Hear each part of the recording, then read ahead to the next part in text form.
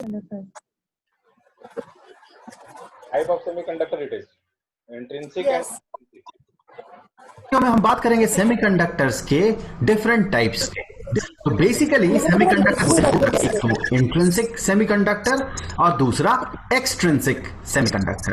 इन दोनों का जो बेसिक डिफरेंस है वो इसके प्योरिटी पे है, सेमीकंडक्टर के प्योरिटी पे है।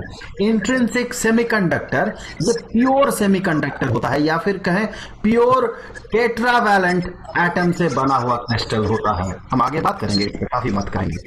और ये जो एक्सट्रिंसिक टाइप सेमीकंडक्टर होता है ये होता है इम्प्योर।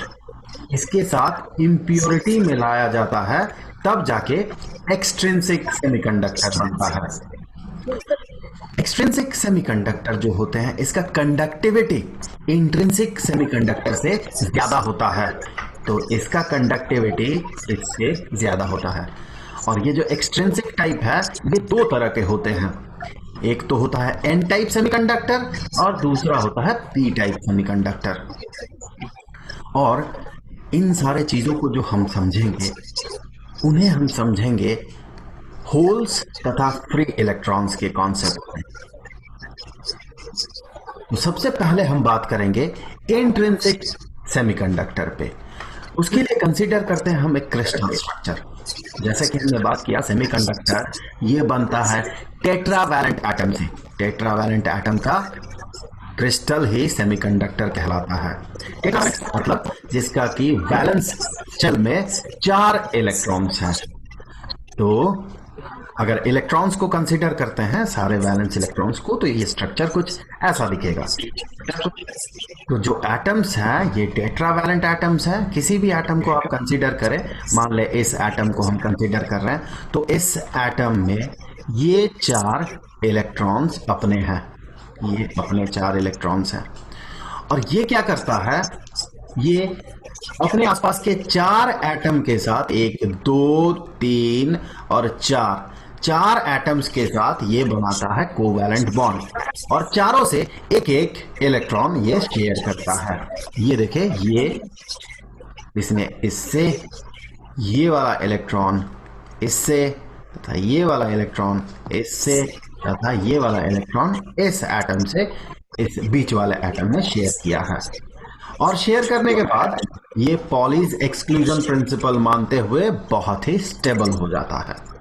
तो ये अब इसके पास देखिए 8 इलेक्ट्रॉन्स हैं वैलेंस शेल में, तो ये बहुत ही स्टेबल स्टेट में चला गया है। बाकी सारे एटम्स को आप देखें सारे स्टेबल स्टेट में है। लेकिन जब इसे थोड़ा हीट प्रोवाइड किया जाता है ड्यू टू थर्मल एजिटेशन, होता क्या है, आर्बिट्रेरली किसी एक इलेक्ट्रॉन को मिल जाता है बहुत एनर्जी, काफी एनर्जी, इतना एनर्जी कि वो अपने वैलेंस शेल को छोड़ के या फिर कहें वैलेंस बैंड को छोड़ के वो अपने कंडक्शन बैंड में चला जाता है। तो हम कह सकते हैं कि वो फ्री इलेक्ट्रॉन बन जाता है। वैलेंस बैंड को छोड़ के ये चला गया कंडक्शन बैंड में।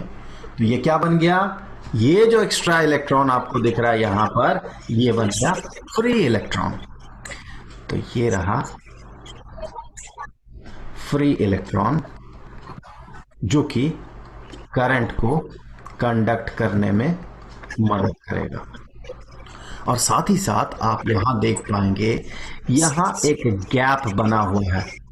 देखिए, स्टेबल होने के लिए इस एटम को चाहिए 8 इलेक्ट्रॉन्स अपने वैलेंस शेल में। तो अभी देखिए इसके वैलेंस शेल में 7 इलेक्ट्रॉन्स है, एक को तो इसने खो दिया, वही फ्री इलेक्ट्रॉन बना। तो यहां पर ये एक इलेक्ट्रॉन एक्सेप्ट कर सकता है।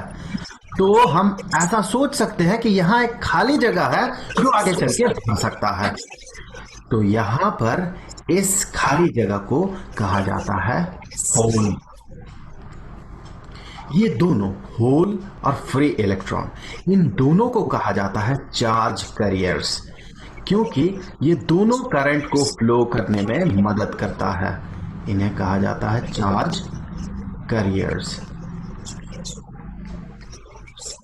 कैसे मदद करता है, देखिए फ्री इलेक्ट्रॉन्स आपको तो पता ही है, वो मेनली रिस्पॉन्सिबल होता है करंट को फ्लो करने में, इसी के फ्लो को हम करंट कहते हैं।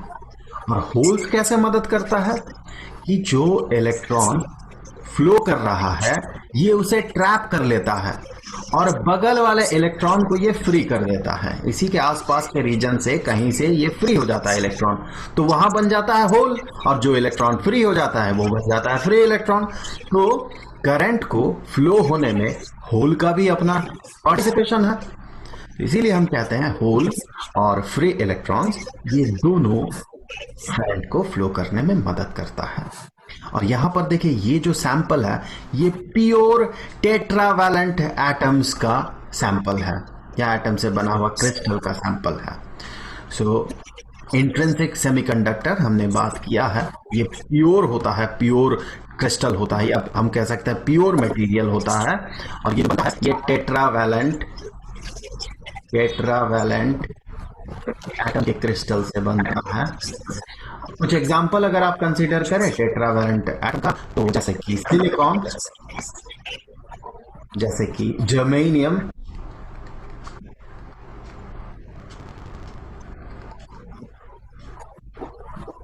तो ये दो एग्जांपल्स टेट्रावैलेंट एटम के। तो सिलिकॉन का क्रिस्टल है तो उसे हम इंट्रिंसिक सेमीकंडक्टर कह सकते हैं। जर्मेनियम का अगर क्रिस्टल रहता है तो उसे भी हम इंट्रिंसिक सेमीकंडक्टर कह सकते हैं। पर ये जो करंट को फ्लो होने देता है उसका जो अमाउंट होता है, दूसरे शब्दों में क्या है, इनका जो कंडक्टिविटी होता है ये काफी ज्यादा नहीं होता है। इनका कंडक्टिविटी को बढ़ाने के लिए हम उसमें इम्प्योरिटी मिलाते हैं। ऐसा इम्प्योरिटी आगे चल के बात करेंगे। दो तरह के इम्प्योरिटीज होते हैं, एक तो इम्प्योरिटी डालने से वो एन टाइप बन जाता है सेमीकंडक्टर, और दूसरे तरह का इम्प्योरिटी डालने से वो पी टाइप सेमीकंडक्टर बन जाता है। पर दोनों ही केस में इसका जो कंडक्टिविटी है ये कंडक्टिविटी काफी काफी ज्यादा बढ़ जाता है। तो अभी हम बात करने वाले हैं एक्सट्रिंसिक सेमीकंडक्टर।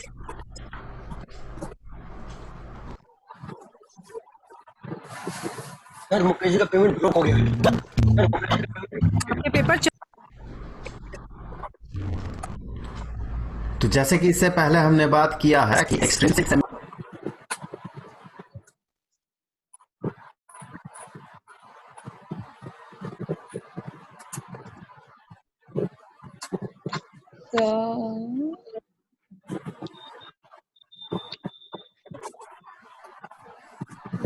इंट्रिंसिक समझ में आ गया होगा।